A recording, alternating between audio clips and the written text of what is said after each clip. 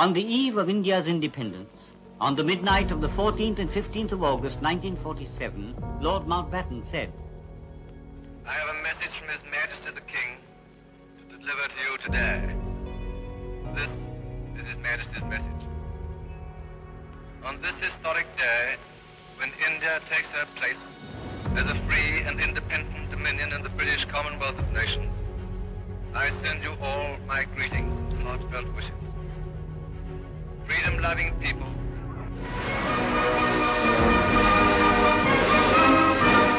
भारत एक सुनहरा देश।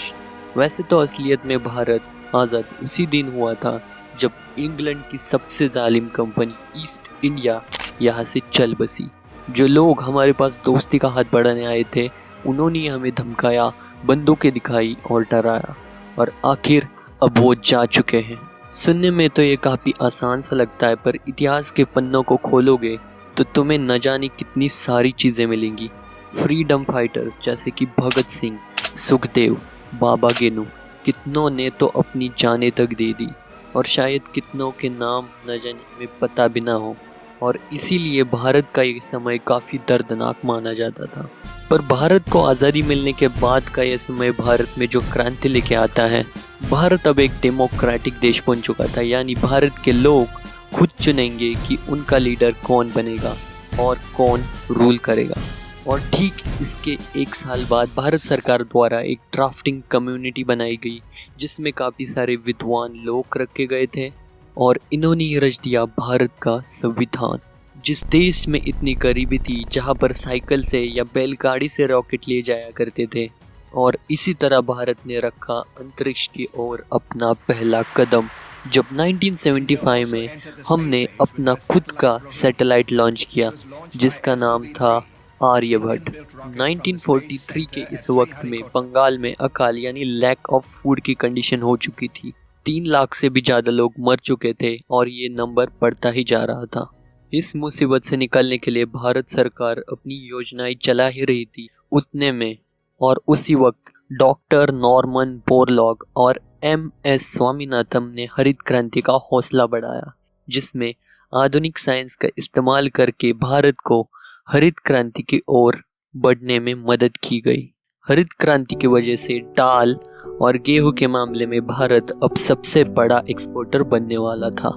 हरित क्रांति की सफलता के बाद भारत में अब आता है व्हाइट रेवोल्यूशन, जिसे national dairy development board of India के डॉक्टर वर्गीज कुरियन, जो कि अमूल के साथ मिलकर इसकी शुरुआत करते हैं। व्हाइट रेवोल्यूशन के चलते मिल्क एंड मिल्क पाउडर का प्रोडक्शन बढ़ने के कारण भारत को मिल्क कंट्री भी कहा जाने लगा। अब तक भारत कितनी ज़्यादा मुश्किलों के साथ लड़कर संवर कर आगे ही बढ़ रहा था कि इतने में शुरू होती है दी इंडो चाइना वॉर, जो इंडिया और चाइना के बॉर्डर के कॉन्फ्लिक्ट के वजह से स्टार्ट हुआ था। इसी के साथ साथ आगे 1905 में हुई इंडो पाकिस्तान वॉर, जो कि जम्मू और कश्मीर के सिलसिले में हुई थी, जो cross border terrorism, water disputes के ऊपर हुई थी। और इसी इंडो पाकिस्तान वॉर ने आगे जाके इस सिलसिले को 1970 को बना दिया बांग्लादेश, आगे ऑपरेशन विजय, और उसी के साथ भारत ने अपने खुद के न्यूक्लियर टेस्ट भी करने चालू कर दिए।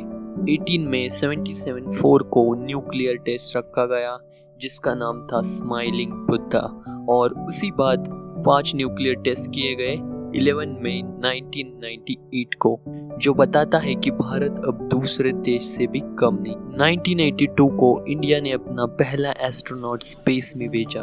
हाँ, अपने राकेश शर्मा का नाम सुना ही होगा।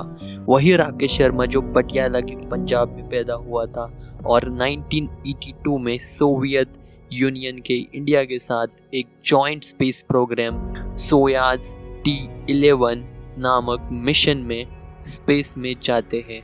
और जब वो वहाँ जाते हैं और उनसे पूछा जाता है, ऊपर से भारत कैसा दिखता है आपको? मैं बगैर किसी झिझक के कह सकता हूँ कि सारे जहां से अच्छा। Thanks for watching, happy independence day. I hope आपको ये छोटी सी एवोल्यूशनरी हिस्ट्री पसंद आई होगी। तो मिलते हैं अगली वीडियो में।